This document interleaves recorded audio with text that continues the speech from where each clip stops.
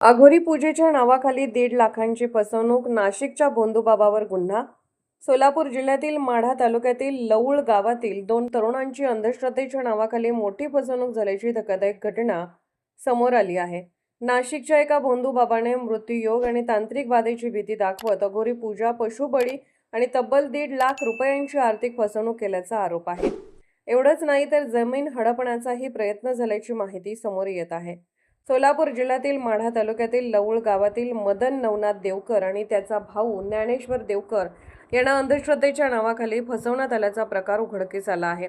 आई वडिलांच्या अकाली निधनामुळे मानसिक तणावात असलेल्या मदन देवकर यांनी एका व्हायरल व्हिडिओच्या माध्यमातून नाशिकच्या कथित भोंदूबाबा कमलेश महाराज उर्फ शिवकुमार अधिकारी यांच्याशी संपर्क साधला.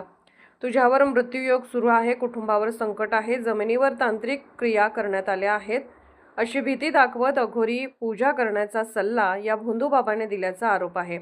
यासाठी तब्बल 1.5 लाख रुपयांचा खर्च येईल असे सांगून दोन्ही भावांना उज्जैन येथे बोलवण्यात आले.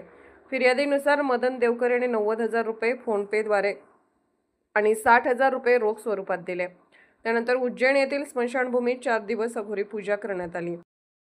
होम हवनात बकऱ्याचे रक्त, कलेजा आणि मटणाचे तुकडे टाकण्यात येत होते. तसेच प्रसाद म्हणून भांग दिल्याचा आरोपही फिर्यादीने केला आहे. या सर्व पूजेमुळे दोष आणि शारीरिक बाधा दूर होतील असा दावा करण्यात आला होता.